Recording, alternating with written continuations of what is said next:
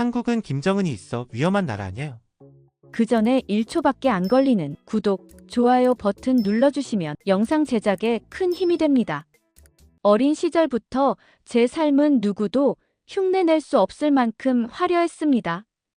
제 이름은 나디아 자밀라, 카타르의 유명 석유 재벌 가문에서 태어난 여성이며 제 존재는 태어날 때부터 뉴스 헤드라인이 될 수 있는 정도의 무게를 가졌습니다.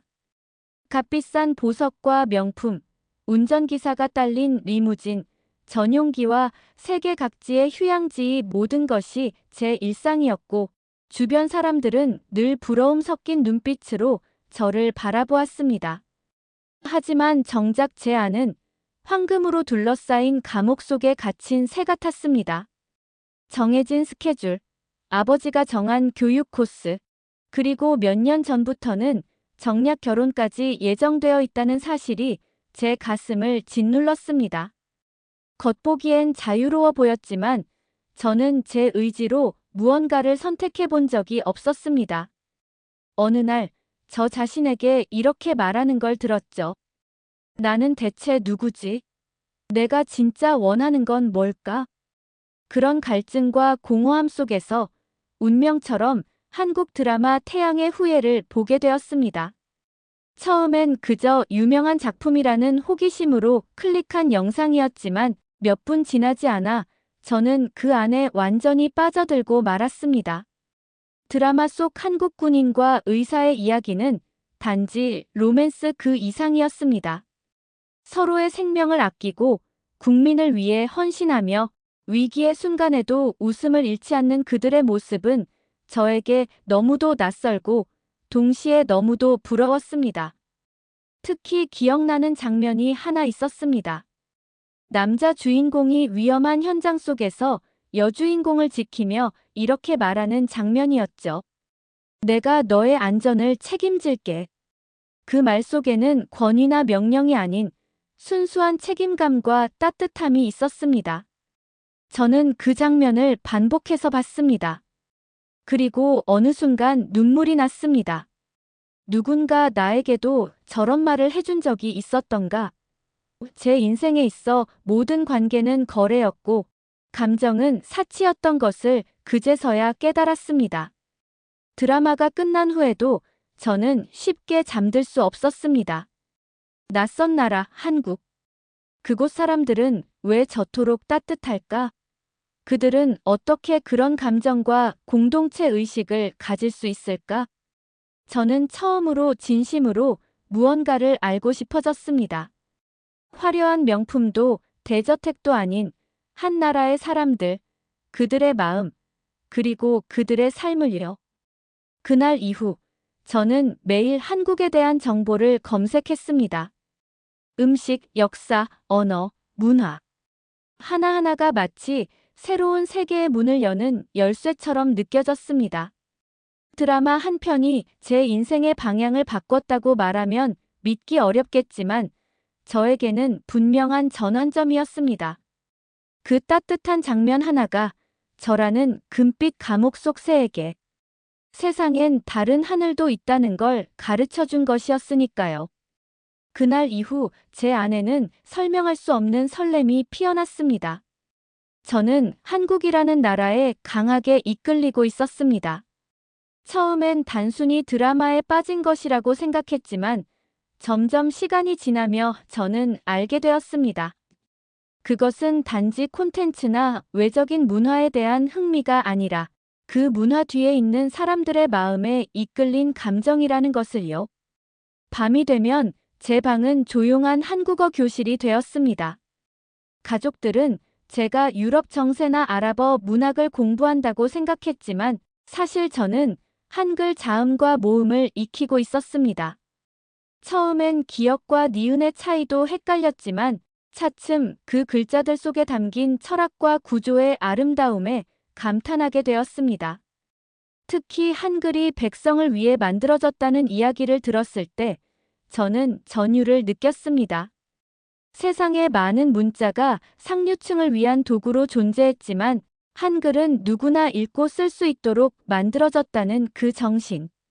그건 제가 경험해보지 못한 따뜻한 권력이었습니다. 한국어만이 아니었습니다. 드라마에서 본 비빔밥과 불고기를 따라 만들어 보려고 인터넷을 뒤지고 한식 재료를 파는 외국 슈퍼마켓을 몇 시간씩 찾아다녔습니다. 매운 고추장을 처음 맛봤을 땐 기침이 나올 정도로 강했지만 이상하게 그 맛이 자꾸 생각났습니다.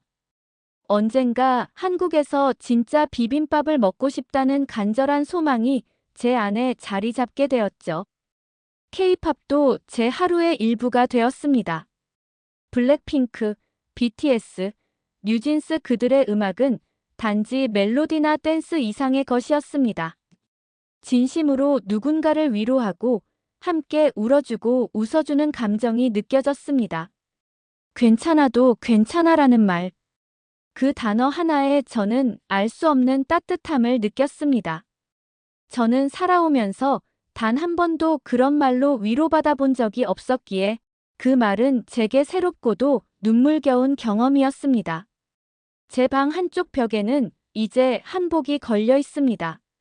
서울의 한 디자이너가 만든 모던 한복이었는데 고운 곡선과 자연스러운 색감이 너무나도 아름다워서 바로 주문했습니다. 손으로 만지면 차분한 감촉이 전해졌고 옷의 주름마다 시간과 전통이 느껴졌습니다. 그 옆 책장에는 한국어 교재가 쌓여갔고 식탁 위엔 김치 만들기를 위한 소금과 배추가 놓여 있었습니다. 저 자신도 모르게 제 삶에 한국이라는 새로운 정체성이 스며들고 있었던 겁니다. 가끔은 거울 앞에 서서 스스로에게 묻습니다. 나는 왜 이렇게 한국이 좋을까? 그런데 그 질문에는 언제나 같은 대답이 돌아옵니다. 그곳엔 내가 찾고 있던 무언가가 있어. 그것은 자유일 수도 있고 따뜻한 공동체일 수도 있으며 아니면 사랑받고 이해받는 존재가 되고 싶다는 인간 본연의 욕구일지도 모르겠습니다. 하루하루가 한국으로 향하는 여정처럼 느껴졌습니다. 마음속에 점점 선명하게 떠오르는 꿈 하나. 언젠가 꼭 진짜 한국의 하늘 아래 서보고 싶습니다. 그곳 사람들과 같은 공기를 마시고 같은 음식을 나누며 그들의 삶을 직접 느껴보고 싶습니다. 더 이상 텔레비전 속 이야기로만 남기고 싶지 않은 그런 나라. 제게 한국은 이제 단순한 국가명이 아니라 설렘 그 자체가 되었습니다. 믿기지 않을 만큼 반가운 기회는 아주 우연한 방식으로 찾아왔습니다. 어느 날 아버지께서 말씀하셨습니다. 이번에 한국 반도체 기업과 카타르 정부가 직접 미팅을 진행할 예정이니 며칠 일정으로 한국 측 인사들과 만나야 할 것 같다. 순간 제 심장은 큰 소리로 뛰기 시작했습니다. 평소라면 다른 공식 통역사를 배정하셨겠지만 저는 서둘러 입을 열었습니다. 아버지, 제가 통역을 맡아도 될까요? 한국어, 요즘 꾸준히 공부하고 있었어요. 아버지는 의외라는 표정이셨습니다. 내가 한국어를. 그 눈빛에는 놀라움도 있었지만 제 진심이 느껴졌는지 곧 고개를 끄덕이셨습니다. 그래, 내가 원한다면 직접 해봐라. 하지만 공식적인 자리니 실수는 용납되지 않는다. 그 순간 저는 속으로 간절히 외쳤습니다. 감사합니다. 드디어 한국에 갈 수 있게 되었어요. 그리고 마침내 비행기에서 내려 인천공항에 발을 디딘 순간 제 눈앞에 펼쳐진 광경은 제가 그동안 상상만 하던 그곳, 바로 한국이었습니다. 공항은 깔끔하고 질서정연했으며 공기조차 다른 나라와는 달랐습니다. 사람들은 바쁘게 움직였지만 무례함은 없었고 안내문 하나하나가 한글로 적혀 있는 것을 보며 이곳에 정말 왔구나라는 벅찬 감정이 밀려왔습니다. 서울 시내로 향하는 차량에 몸을 싣고 창밖을 바라보았습니다. 고층 빌딩 사이로 흐르는 한강, 그 위를 달리는 다채로운 조명, 도시 전체가 마치 살아 움직이는 듯한 에너지로 가득 차 있었습니다. 이게 내가 그렇게나 동경하던 도시의 밤이구나. 눈앞에서 반짝이는 불빛 하나하나가 제 심장에 박히는 것 같았고, 저는 그 감정을 억누르지 못한 채 조용히 창문에 얼굴을 기댔습니다. 머릿속을 스치는 수많은 장면들, 드라마 속 주인공들이 걷던 길, 영상으로만 보던 한강공원, 훈민정음을 설명하던 박물관 장면까지. 그 모든 것들이 이 도시 안에 존재한다는 사실만으로도 저는 벅차올랐습니다. 어릴 적 한 번도 느껴보지 못한 환영받고 있다는 감각이 들었고, 처음으로 낯선 나라에서 위화감 대신 이상하리만치 편안한 감정이 피어났습니다. 호텔에 도착한 뒤에도 저는 피곤함을 느낄 겨를이 없었습니다. 커튼을 열고 서울의 야경을 바라보는 동안 숨이 멎을 듯한 감동이 저를 휘감았습니다. 이건 단순한 출장도, 단순한 통역도 아니야. 이건 내 인생이 달라지는 순간이야. 침대에 앉아 저는 조용히 속삭였습니다. 드디어 한국에 왔어요. 그 한마디가 그렇게나 오랜 시간 제 마음속에서 맴돌던 꿈의 완성이자 새로운 시작의 선언이었습니다. 미팅 당일, 저는 정장을 단정히 차려입고 호텔 회의실로 향했습니다. 카타르 쪽 참석자들은 대부분 저희 가족 회사의 주요 인사들이었고, 저는 그들 사이에서 통역이라는 명목으로 앉아 있었습니다. 한국 측 기업 대표들과 나란히 앉은 젊은 인턴이 하나 있었는데, 처음엔 그가 누구인지 몰랐습니다. 단정한 수트 차림에 무심한 듯 단정한 머리, 그리고 회의 시작 전 서류를 정리하는 손놀림까지 어느 하나 흐트러짐이 없었습니다. 그의 이름은 이준기라고 했습니다. 서울대학교 아랍어학과를 나왔다고 소개받았고, 저희 아버지를 위한 현지 통역 인턴으로 배정되었다고 하더군요. 그런데 제가 정말 놀란 건 그의 외모였습니다. 저는 드라마를 통해 한국 남자 배우들을 많이 봤습니다. 공유, 박보검, 송중기 모두 매력적이었죠. 그런데 이준기를 처음 본 순간 제 눈앞에 드라마 속 주인공이 현실로 걸어 나오는 것 같은 착각이 들었습니다. 훤칠한 키에 정제된 말투, 또렷한 눈매와 부드러운 인상이 어우러져 말 그대로 눈을 뗄 수가 없었습니다. 단순히 잘생겼다는 말로는 부족했습니다. 그가 입을 열고 유창한 아랍어로 아버지와 자연스럽게 대화를 나누는 모습을 보며 저는 처음으로 지적 매력이라는 단어가 실존하는 것임을 느꼈습니다. 회의 내내 제 집중력은 그를 향해 있었습니다. 물론 겉으로는 냉정하고 조용한 표정을 유지했지만 머릿속은 전혀 다른 방향으로 흐르고 있었지요. 저 사람은 어떤 음악을 들을까? 퇴근 후엔 무엇을 할까? 혹시 여자친구가 있을까? 이런 생각이 꼬리를 물고 이어졌습니다. 회의가 끝난 후 저는 심호흡을 한 번 깊게 하고 용기를 냈습니다. 회의장을 나가는 복도에서 그에게 조심스레 말을 걸었습니다. 이준기 씨, 오늘 통역 감사했어요. 혹시 연락처를 드릴 수 있을까요? 제 심장은 터질 듯 뛰고 있었습니다. 그가 잠시 놀란 듯한 표정을 지었지만 곧 미소를 지으며 명함을 꺼내 저에게 건넸습니다. 물론이죠. 좋은 시간 되셨길 바랍니다.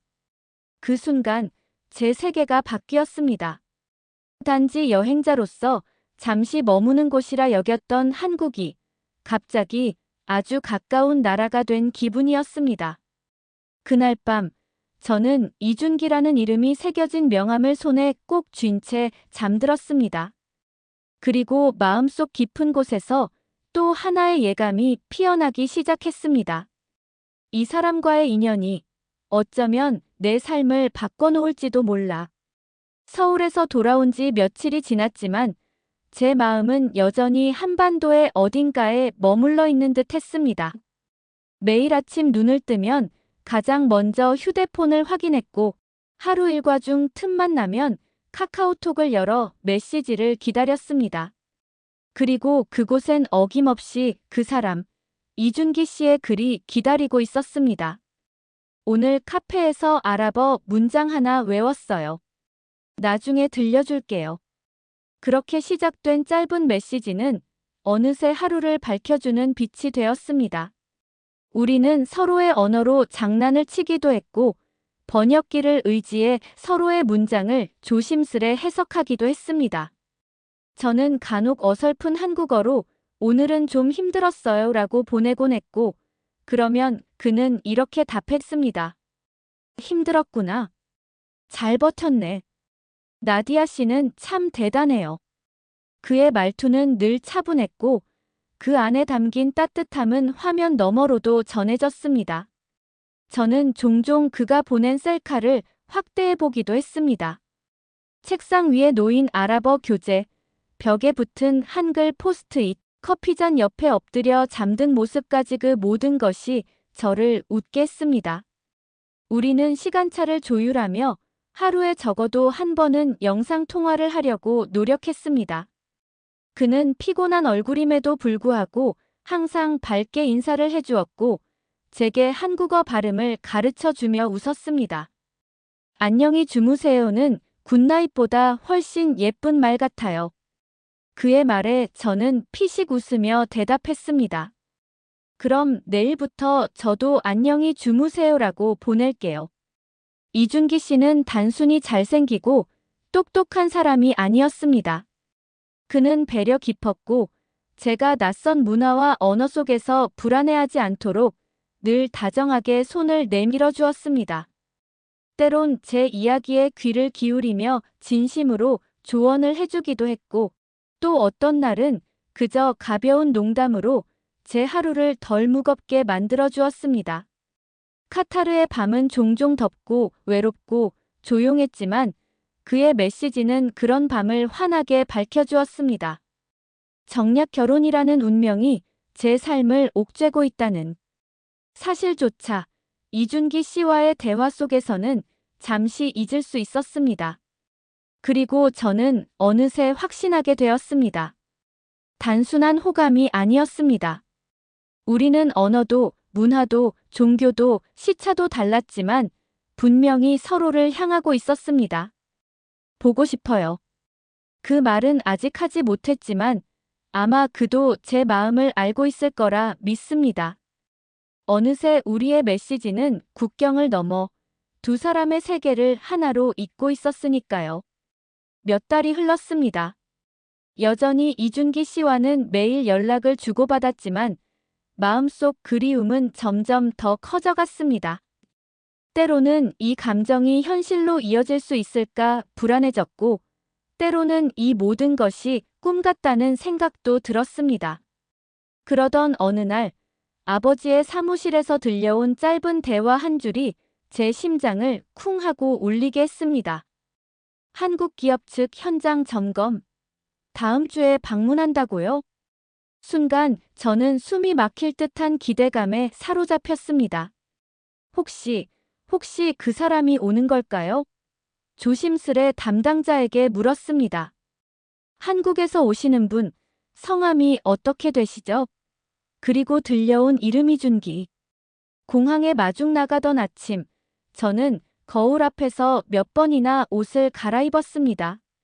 눈가에 은은하게 아이라인을 그리며 마음속으로 그를 부르고 있었습니다. 그리고 도착 게이트에서 짐을 들고 나오는 이준기 씨를 본 순간 저는 더 이상 아무 말도 필요 없다는 걸 느꼈습니다. 그도 저를 발견하고는 멈칫하더니 곧 미소를 지으며 다가왔습니다. 오랜만이에요, 나디아 씨.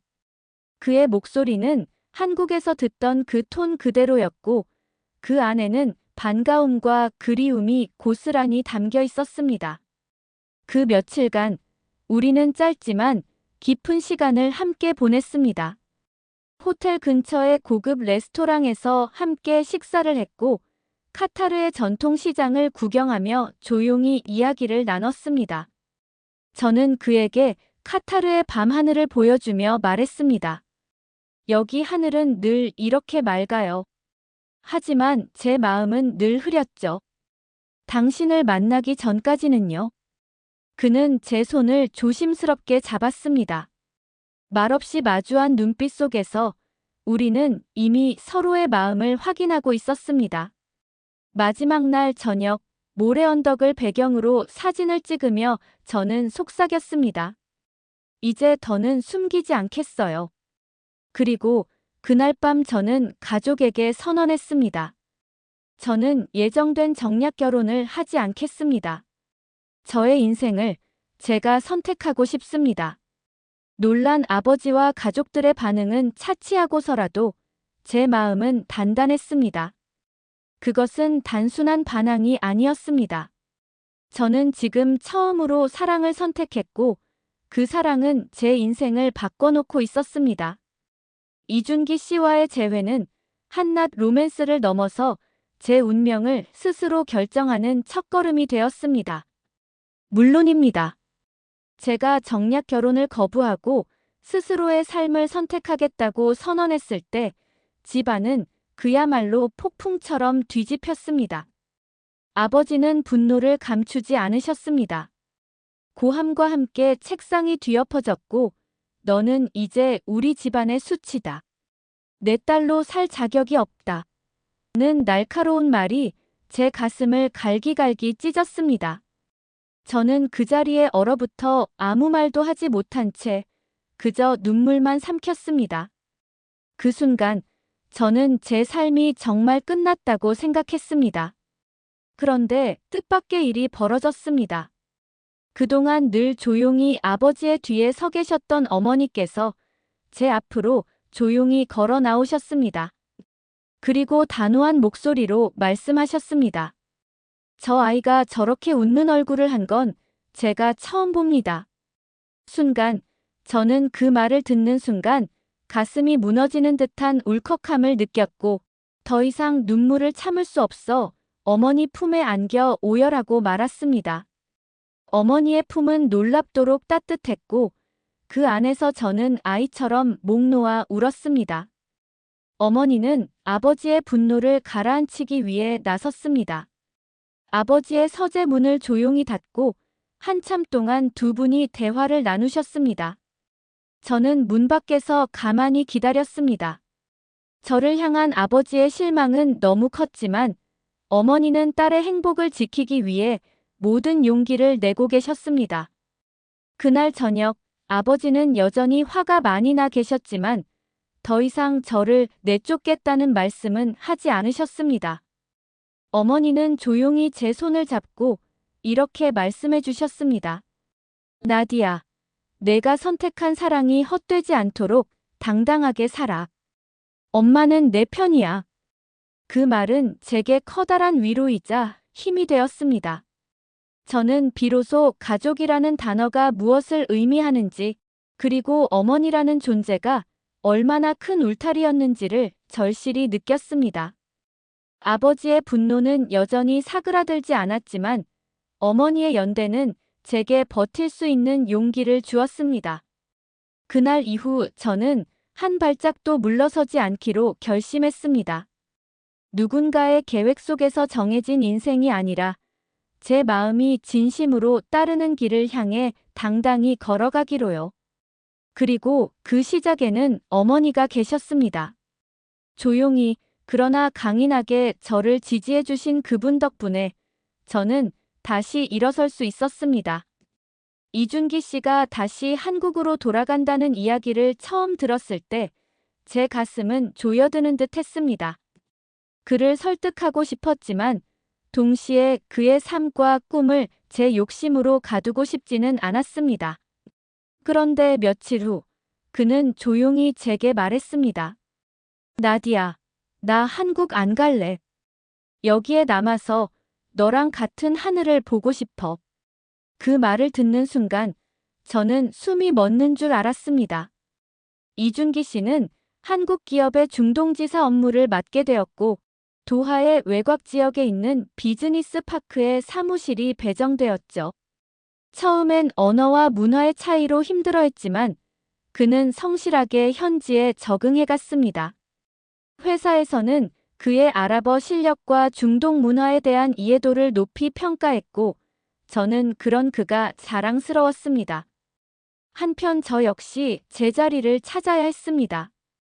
단지 연애에만 의존하며 살고 싶지는 않았습니다.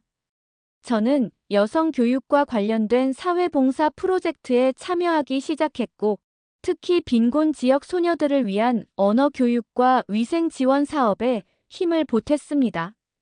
낡은 컨테이너 교실에서 아이들과 함께 글자를 써 내려갈 때마다 저는 제 삶이 더 넓어지고 있다는 걸 실감했습니다. 제 안의 꿈이 조금씩 형태를 갖춰가는 느낌이었습니다. 우리는 주말마다 도하의 한 조용한 카페에서 만났습니다. 햇살 좋은 오후, 테라스 자리에 앉아 한국 드라마 한 편을 보며 도란도란 이야기를 나누는 그 시간이 저희 둘에게 가장 소중한 일상이 되었습니다. 그는 아직도 태양의 후예 이야기를 꺼낼 때마다 웃으며 말합니다. 이 드라마가 우리 인연의 시작이었지. 그러니까 한국 드라마는 우리가 평생 감사해야 할 문화유산이야. 저는 가끔 그 말에 웃으면서도 문득 진지해집니다. 사랑은 단지 뜨거운 감정이 아니라 누군가의 결정을 바꾸고 낯선 땅에 정착하게 만들며 함께 살아가는 법을 배우게 만드는 힘이라는 것을요. 우리의 사랑은 화려한 로맨스도 눈부신 드라마 같은 장면도 아니었습니다. 그러나 매일의 작은 선택과 서로를 향한 존중, 그리고 함께 웃는 시간 속에서 자라나는 진짜 감정이었습니다. 저는 이제 확신합니다. 이곳 카타르라는 모래바람의 땅에서 피어난 이 사랑이야말로 제 삶에서 가장 진실되고 단단한 이야기라고요. 이준기 씨와의 연애는 단순히 남녀 간의 감정만으로 설명할 수 없는 훨씬 복잡하고 섬세한 여정이었습니다. 우리는 사랑을 시작했지만 그 사랑은 두 문명, 두 가치관의 깊은 대화 위에 쌓아 올려져야 했습니다. 제가 태어나고 자란 이슬람 문화는 일상 곳곳에 율법과 전통이 살아 숨쉬고 있었고, 이준기 씨는 전통 유교적 가치와 가족 중심의 한국 문화에서 자란 사람이었습니다. 처음에는 작은 차이부터 다가왔습니다. 식사 자리에서 제가 할랄 음식을 고집할 때 그는 자연스럽게 이해하려 애썼습니다. 그는 종종 인터넷으로 할랄 인증 마크를 검색하거나 도하 시내 할랄, 슈퍼마켓에서 고심 끝에 재료를 고르며 요리를 준비해 주었습니다. 반대로 저는 그의 생일에 어머니께 직접 전화를 드려 축하 인사를 전하며 한국식 가족 예절을 익혀갔습니다. 제가 한국어로 어머님, 생신 축하드립니다라고 인사했을 때 그의 눈빛이 얼마나 따뜻했는지 아직도 기억에 선합니다. 명절 역시 또 하나의 고비이자 배움의 장이었습니다. 저는 이준기 씨가 한국 추석에 가족 묘소를 찾고 절을 올리는 모습을 사진으로 보고 놀랐습니다. 그는 조심스럽게 말했습니다. 나디야, 이건 종교가 아니라 우리 민족의 예의예요. 조상을 기억하는 마음이에요. 그 설명에 저는 고개를 끄덕였고, 저 또한 라마단 기간에 금식을 시작할 때 그가 물 한 모금도 삼키지 않고 함께 참아주는 모습에 깊은 감동을 받았습니다. 우리는 서로의 언어를 배워갔습니다. 그는 아랍어의 인사말과 제 이름을 정성스레 발음하려 노력했고, 저는 한국어 속 미묘한 높임말과 표현을 이해하려 애썼습니다. 특히 고맙습니다와 괜찮아요라는 말은 단어 이상의 따뜻함이 담긴 표현이라는 것을 몸으로 느끼게 되었습니다.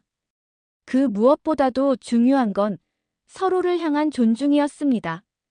우리의 대화는 항상 질문으로 시작됐고, 답이 다를지라도 결코 판단하지 않았습니다. 왜 그렇게 해? 가 아니라, 그렇게 하는 이유는 뭐야? 라고 묻는 태도. 그것이 바로 우리가 이 관계를 유지할 수 있었던 힘의 근원이었습니다. 저는 이제 압니다.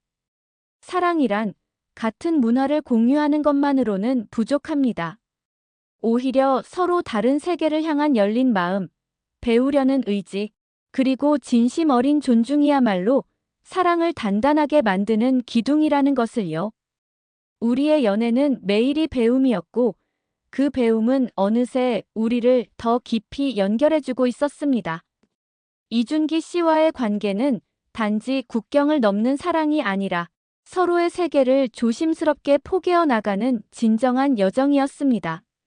결국 우리는 양가 모두의 온전한 승낙을 받아내지는 못했습니다.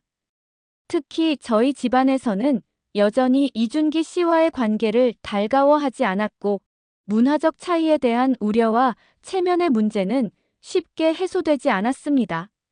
하지만 저는 더 이상 누군가의 뜻에만 묶여있는 사람이 아니었습니다. 이준기 씨 역시 말했습니다.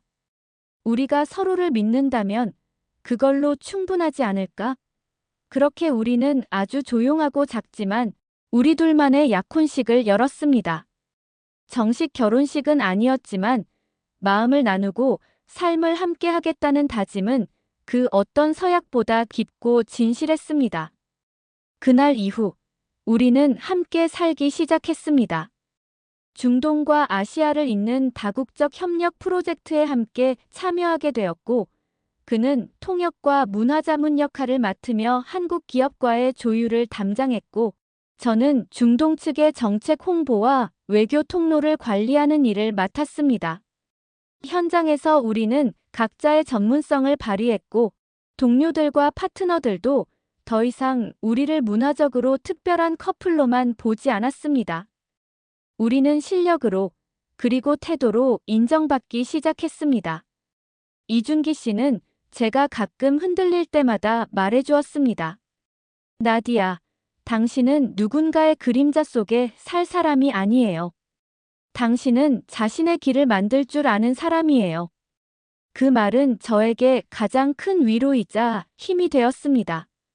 지금 저는 더 이상 황금으로 된 감옥 속 공주가 아닙니다. 저는 제가 선택한 공간에서 제가 사랑하는 사람과 함께 하루하루를 채워가고 있습니다. 여전히 카타르와 한국은 문화적으로 다르고 가족이라는 울타리는 완전히 하나 되지는 못했지만 우리는 매일 서로를 이해하려 애쓰고 미래를 함께 그려나가고 있습니다. 무엇보다 저는 이제 제 스스로의 언어로 사랑을 표현할 수 있는 사람이 되었습니다. 억눌림이 아닌 선택으로, 강요가 아닌 이해로 관계를 쌓아가고 있습니다. 그리고 그것이야말로 제가 정말 되고 싶었던 사람의 모습이었습니다. 인생은 때때로 예상치 못한 경로로 우리를 이끌지만 그 안에서 제가 선택한 첫 번째 문장은 이렇게 시작됩니다. 나는 당신과 함께 살아가기로 했습니다. 오늘의 이야기가 감동을 주었다면 구독 버튼과 좋아요를 눌러주시면 영상 제작에 큰 힘이 됩니다. 추가로 여러분의 생각을 댓글로 나눠주세요. 그리고 더 좋은 이야기로 다시 찾아뵙겠습니다.